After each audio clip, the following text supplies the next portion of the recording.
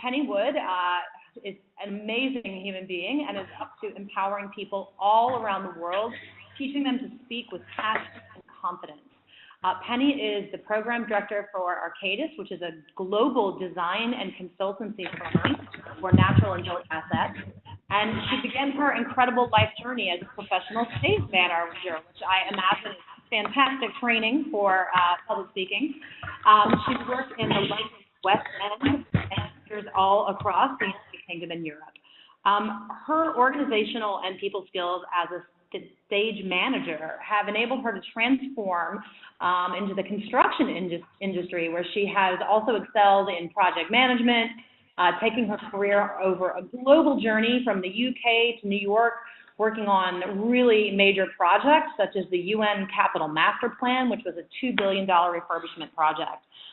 Penny is actively involved in Toastmasters International, which is an incredible public speaking and leadership organization that you should all be checking out.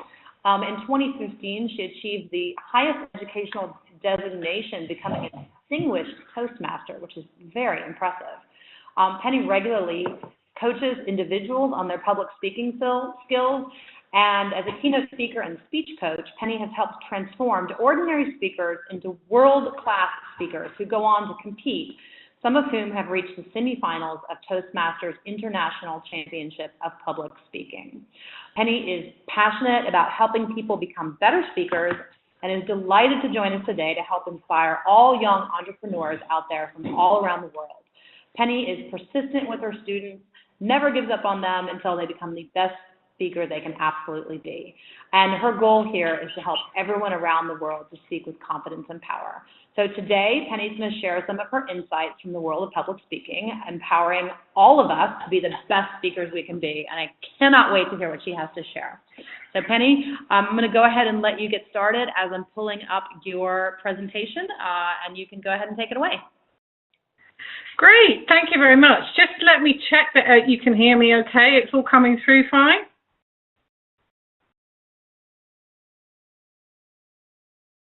Hello? Yes, you're coming through beautifully. Take it away. Okay, good. Sorry about that.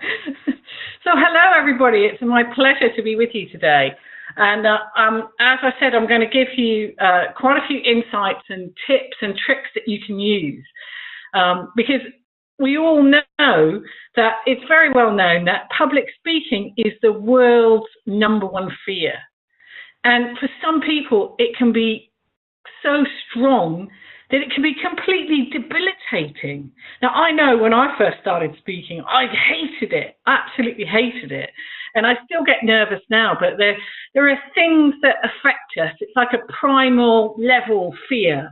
And it can be so great because we're just merely afraid of being embarrassed, rejected, judged by our peers, maybe our families watching, whoever's our audience. And there's also that thing of when you get up and stand in front of people, it might be 20 people, it might be 100 people, all those eyes looking at you, and it can create real tension. And that's kind of how it manifests. And you can get anxiety, you start to get sweaty palms, you get dry mouth, your heartbeat starts to increase, you can't swallow. There are all sorts of symptoms in terms of how it manifests itself. But the good news is, everyone out there, you can get over it and you can develop your skill so that you can become an empowering speaker. And today I'm going to give you some insights and benefits around why it's important, and then give you some really practical tools and techniques that you can start using straight away. In terms of the types of speeches, there tend to be 3 types of speeches. They're either informative, which I guess is what a lot of you guys will be doing, where you share your knowledge with an audience. It could be you maybe share them with currently with your co-workers or with the people that you're going to start out with when you're going to be doing your new businesses. Or there could be a persuasive speech where you're then asking people to take a different course of action, change their view, or reconsider a decision that they're going to be making. And then lastly, there's the third type, which is more of a relaxed type of speaking, which is about entertaining people. Often these are done at weddings, birthdays, after dinner speaking. But I guess for you guys here today, the two most important ones for you are informative, where you're going to share knowledge and possibly sell your businesses and your skills and your products, and the persuasive type of speaking, where you're going to convince people to take some kind of action or change their view. And in terms of, why is it important? Well, certainly today we all know that it's a key skill in today's business world. If you want to progress in your business and stand out, you've got to be good about it, how you do it. And I'll tell you a quick story about when I started out. And I remember when I was starting my career that, the boss would come in and say, oh, I can't, I've got a clash today. Is there anybody that could speak instead of me? And I would be the last person. I'd bury my head in my handbag, which was on the floor, or I'd pick up the phone and pretend to make a phone call, or some of the time I'd just walk straight out the door and just disappear. I just didn't want to do it. It was too confronting. And I was watching people who were doing it, who were moving on and progressing through their career. And what happens is when you do start to step up like that, it builds your confidence. And in terms of how that manifests itself, what happens is as you get more confident about doing it, you become more able to communicate the information with much more clarity, and your audience becomes more receptive and responsive to you. And as a result of you building your confidence, you promote yourself as a leader, because the people around you, their perception of you changes. And then when you do get that opportunity to step up, you can do it in a much more confident manner. And it definitely improves your skills in terms of leadership. You have to be able to do it. And when I first started speaking, I did do it tentatively. And as I got better and better, obviously things improved. And in the company that I'm now in England, I've only been here since January, but I've made enough of an impact that now I'm the go-to person when they want someone to speak. I've spoken 3 times this week. This is my 4th time speaking this week. So you can see how it kind of escalates, it snowballs. But let me share something with you about, what it was like when I first started speaking. Because when you start, and a lot of you starting your own businesses, you'll go through these steps, and it is quite strange when you first start. When I first started, I was concerned about myself and how I looked. Was I wearing the right thing? Was I fitting in? Were people, because people look at you. The thing that you forget is that when you're up on stage, the audience, a lot of the time, they're sitting back, they've got their arms crossed. They're like, right, here we go. It's your turn. What are you going to do for me today? And they're looking at every part of you, and it can be really intimidating. So I was very concerned about how I kind of looked and how I came across. And as I became more and more confident, that left me, but it got replaced with the next thing, which was my message. Did people really get what I was talking about? Did they understand what I was trying to convey? And as I went along the journey, as I developed, people were starting to get the message. And so, I cracked that one. And then I had a mentor who was coaching me in New York when I was there with Mary. And he came to see me speak one day. And he spoke to me in our session afterwards. And he said, Penny, you've done really well. You're getting really good. But he said, there's something I've noticed. And he said, and even now it's difficult for me to say this, he said, I think you've developed a bit of an ego. And I was quite shocked because I didn't really think about that. And then we sat down, we had a long discussion, and what he talked to me about was, he said, look, what you've got to realise, and it's really important for you guys today actually, is that today, me speaking to you, it has nothing to do with me. It's actually all about you. And when you get out there with your audience, and this is something I want you to think about when you have to do your pitches or whether you're in meetings, whatever you're doing with all your different businesses, when you're standing up there, it actually has nothing to do with you. It's all about the message that you're trying to get out to your audience and what they can get from you. And once I began to understand that, I kind of let the peacocking of looking perfect or looking great or whatever it was, it just disappeared, and it became more about the audience, and my speaking completely changed. That's something I really want you guys to take away today. And so that's in terms of, why is it important? What are the benefits? You have to do it in today's business world. And it's tough. I know when you first start doing it, it's really tough.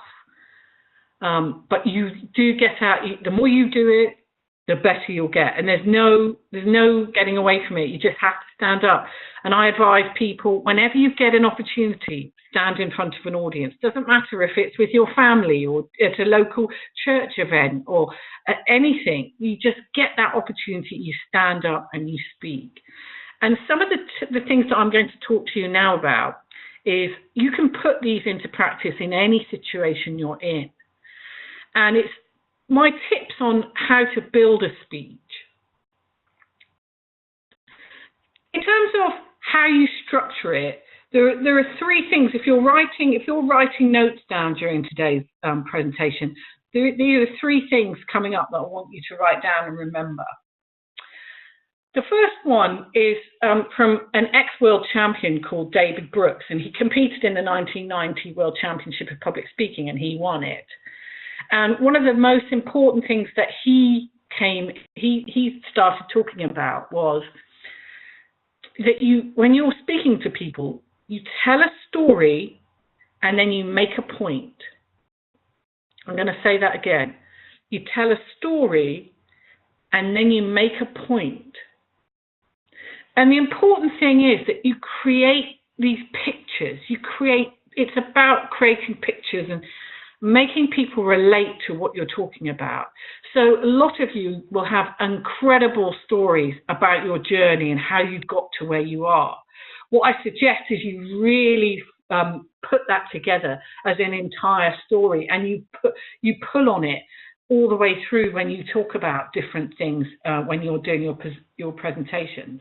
And then you tell that story and then you make the point to match the particular point that you're going to make. So I hope that's clear for everybody. Number one, tell a story, make a point. The second thing is what I've been doing with you today. And this is to do with a bit going back to when I changed the way I spoke. When I first started doing it, I used to use a lot of notes, and also it was very kind of staged and it was very theatrical. And what my mentor talked to me about, he was saying, Penny, you need to think about it in terms of having a conversation with people. It's not a presentation, it's a conversation. And when you think of it as a conversation, what happens is you relax more, it's not as tense, it's not as kind of stiff, and it's much more engaging for the audience if it's like you're having a conversation. The difficult thing for me today here is that I can't see you. I don't know if people, I don't know how any kind of reactions. This is interesting because it's quite tough. And normally when you're speaking, you'll talk about something and you'll look at an individual and that individual will nod to you. You'll find that your audience, when you're saying something that resonates with them, they will nod. It's a natural reaction. And when you're having a conversation, it definitely encourages people to do that more. So I would definitely ask you to think about that. The third thing, and this is another really important one, is the message. Now, what is your message? What do you want people to remember? And that message, you should be able to put that on the back of a business card, and it should be no more than 15 words. And if you can't say your message in under 15 words, then you haven't got a message. It could be something really simple like a slogan. It could be, there are all sorts of different ways. You'll have different things that you'll be thinking about with your business.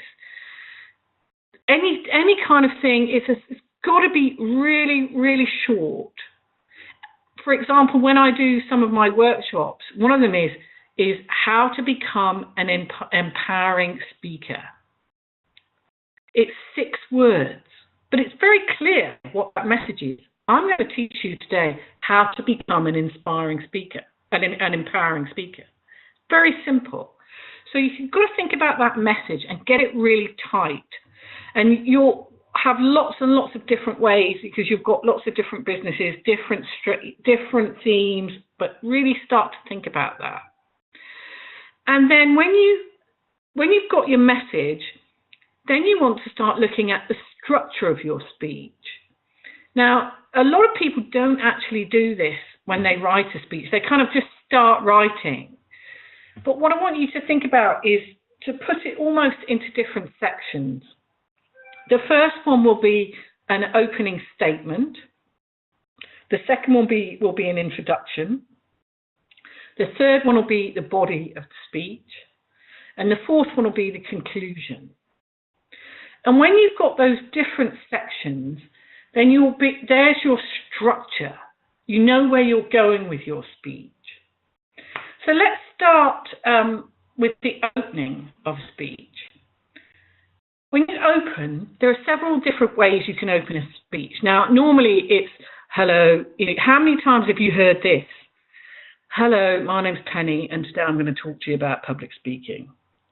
I mean, how dull is that? Or, hello, my name's Stuart. I'm going to talk to you about biodiversity in hedges.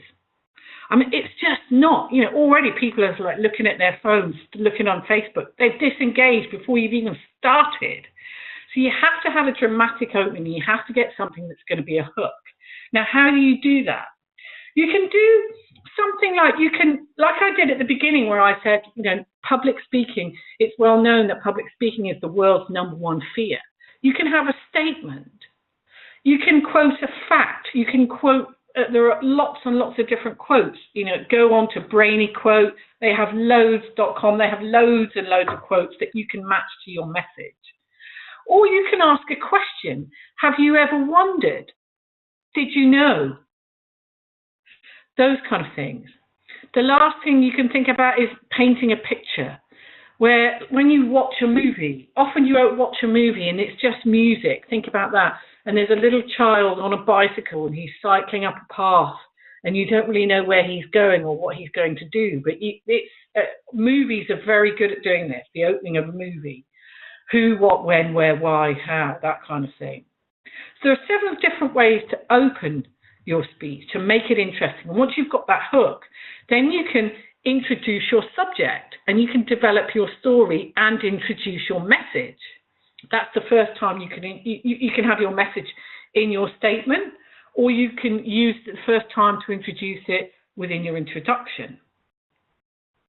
And the introduction can basically tell that it can set up what you're going to talk about. You may have a timeline you want to talk about. You may have a product that you want to talk about, or a service, whatever it is. And then you transition into the body of the speech. Now, what I suggest, if people are doing, say, a 5 to 7 minute speech, I usually recommend 45 seconds for that kind of opening introduction. Doesn't sound like very long, but believe you me, if you get it right, you can get a lot in 45 seconds. And then usually 1 point per minute, so 3 points maximum. And then 45 seconds for a conclusion. And what will happen is that you tend to overrun anyway. But if you keep it really tight, that's how I could, and that's what I recommend in terms of timing for a 5 to 7 minute speech. And it's quite difficult. And one of the really interesting things is everyone has so much to say. It's all about, I've got this to say, that, all this content. Cut your content down to a minimum. What is it that you want people to take away? What is it that you really want them to know? And there'll be lots of things that you can take out and keep taking it out. Write it out in full and then keep reviewing it and keep reviewing it and take it out. And once you've got into the body of your speech, this is where I'm going to talk to you a little bit about how to move. Now, this is a little challenging where you can't see me, but imagine if you're sitting as the audience facing me, and I'm facing you. Now, in Western culture, we read from left to right. And what you can do is you can create that left. If you're an audience member, you will start your timeline from the left. So say, for example, you want to talk about, oh, in 2010, I started X. And then as you move through to 2012, 2013, you move towards the center. And as you move through your story again to 2015, you move all the way over to the right. And then as you get back to here we are now in 2016, and this is where I am now, you can bring yourself back to the center. So that's a really good way of getting you to move and use a stage. It's very difficult to move, and you want to make that movement purposeful. A lot of the time when I see people, they're just running around and ambling. There's no kind of structure to that movement. Another thing that you can do is using spaces. So if you've got different countries, you can use the space on the right-hand side of the stage for one particular country, and then the space on the left-hand side for another country. So if you're talking about, say, importing in Africa and exporting to the UK, you could have Africa on the right and the UK on the left, or however way you want to do it. It's a really good way of using space to think about the different places or different locations. That's a great way of creating movement as well, so that you walk into that space, and it really helps people remember. Another thing is hands. Now, I used to have a thing where I used to flick my right hand. It just used to keep flicking, and it would be, and I'd often do it, you hear people doing this where they move their hands, and I'm going to click my finger so you get it, but they would move their hands with the beat and the rhythm of the thing that they were talking about, and it got really, really disruptive when they were moving their hands every time they spoke. So it's just distracting. So if you can, just think about holding your hands by your side and just relaxing them by your side and breathe. It's quite difficult. It took me about a year before I really got this down, that I don't feel weird doing it, because when you first start doing it, it feels weird. But just have your hands down by your sides and kind of just get your feet grounded into the center. Get your center hip. Your feet should be hip width apart, and just slightly relax your knees and just get yourself grounded into the floor. You'll be amazed at how that gives you a different stance. I'm going to move on to the conclusion, because I can see it's 10 to 4, and I think I've probably got about 5 minutes left. So I'm going to move on to the conclusion of a speech. And when you summarize, when you watch the news, what happens when you watch the news on TV? This is a classic that a lot of speakers use. Newsreaders tell you the headlines, which is the introduction and opening statement. Then they go into the body, and they'll tell you the detail behind the story. And then as they do their conclusion, they basically tell you what they've just told you again. So they wrap up and recap the journey of the speech. You also want to make sure you're pulling that message down. So the message that you mentioned at the beginning in your introduction, you pulled it into your body, and now you want to pull it into your conclusion. And it's the conclusion that I often tell people, when you write a speech, start with your conclusion. What is it that you want the audience to do? Do you want them to do you want to call them to action? Do you want them to do something? Are you making a recommendation? What is it that you're doing with your speech? What's in that message? And often if you write your conclusion first, actually then what happens is it's really easy to get it back to that introduction and bring it through the body.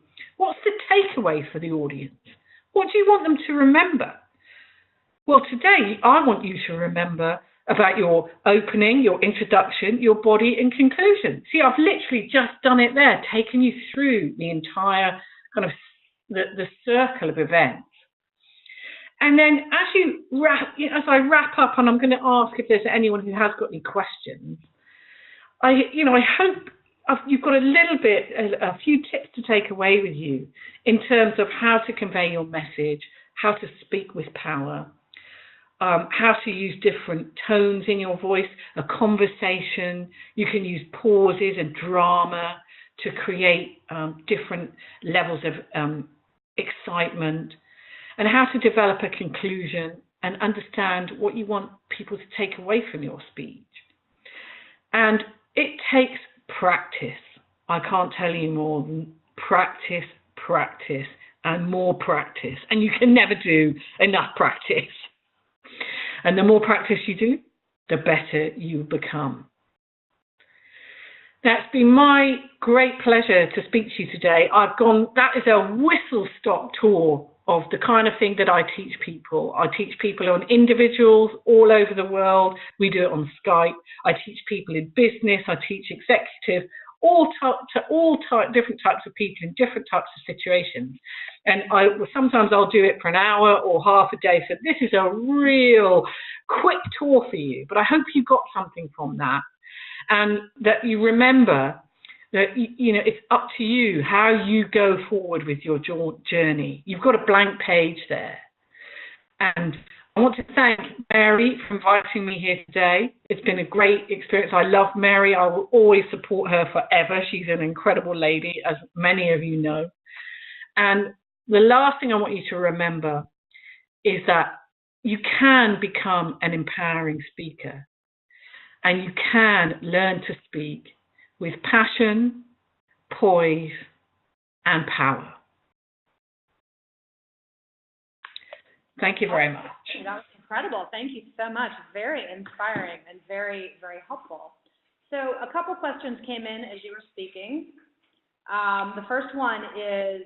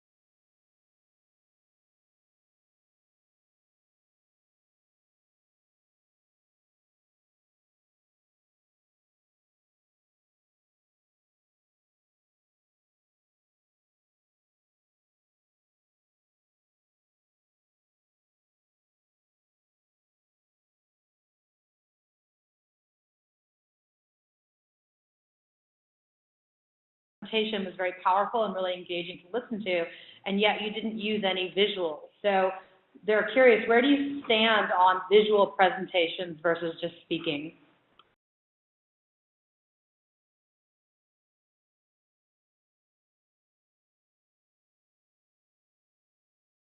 Speeches, and they've got loads of words on there, and they look at the PowerPoint and they read them.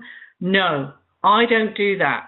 In fact, I try not to use PowerPoint, and I encourage people not to use it, because like I said, it's a conversation with people. And if you want to use PowerPoint, I recommend you just use images, very powerful images which relate to your message. And if, one word or 2 words, none of this long text. So that, in terms of that, I encourage you not to use it, because it can be, I could do handouts. I'm happy to send people any notes if they want to ask me any questions. Please feel free to email me if you've got any questions. But that's how I do it. For me, it's a conversation.